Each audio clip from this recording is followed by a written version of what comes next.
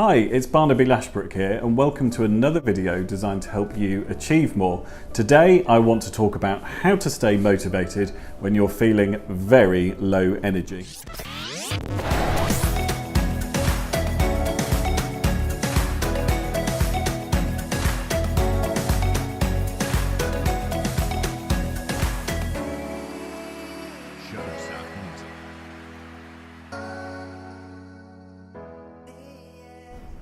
I've been sent a really good question by a client of Time Etc, our virtual assistant service, and the question is, how do I keep moving my work forward during times of low energy? And how can I know how much I can humanly achieve? I tend to overcommit myself and end up tired, burnt out and disengaged. Well, this is a really valid question for entrepreneurs. It's an issue that I come across time and time again, and hopefully in this video I'm going to outline some possible answers to this. If you're watching this video and you kind of identify with the person that sent that question in, and you often find yourself struggling to stay motivated because you overcommit yourself, let's not talk about how to stay motivated. Let's go back a step and let's talk about overcommitting yourself. You have to ask yourself the question, why do I keep overcommitting myself? Because if you get the answer to that, you will get the answer to how to stay more motivated. The challenge is that as entrepreneurs, it's extremely easy to overcommit ourselves, largely because there is no one there to tell us what to work on, when to work on it, and how much to take on. It's kind of down to us, and by our very nature, us driven entrepreneurs will always take on more and more. As an entrepreneur, the key to sustaining higher motivation for longer is to figure out why you're overcommitting yourself and to work out how to stop doing it.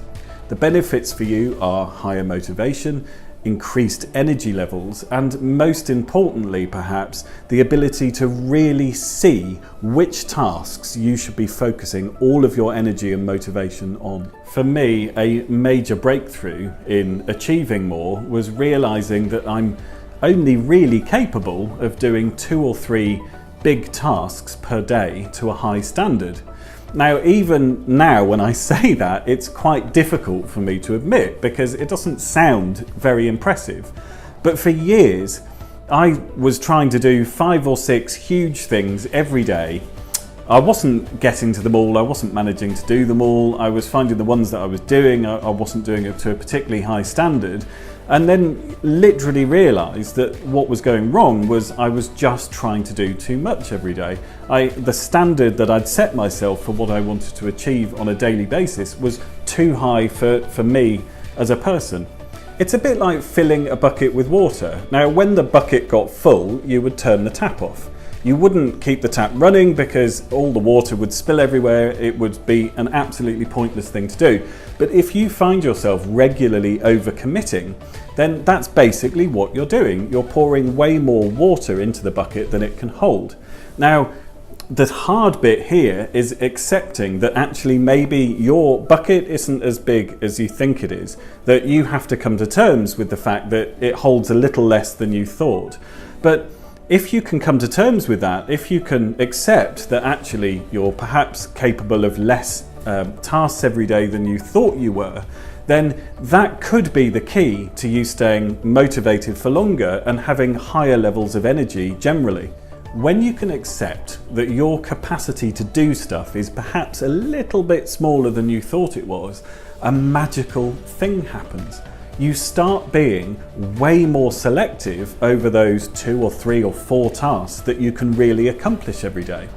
So instead of just saying, yeah, I'll do anything, throw it at me, I'll do anything, I'll just find a way to fit it in, you start looking at your tasks and thinking, well, I've only got time to do maybe 3 or 4 of these, or 2 or 3, so I'll have that one, and that one. And guess what happens when you are so selective over your tasks? You start working on the most important stuff to you and your business, and you start achieving more. And that is how you achieve more, by stopping yourself from overcommitting. One of the secrets to staying motivated as an entrepreneur then is to learn how to stop overcommitting yourself. And you do that by accepting that your capacity to get stuff done probably isn't quite as big as you think it is. Now, if you want help in general knowing what tasks to work on, and maybe you want to be a little bit more selective over what you're doing every day, then check out our to-do list optimizer.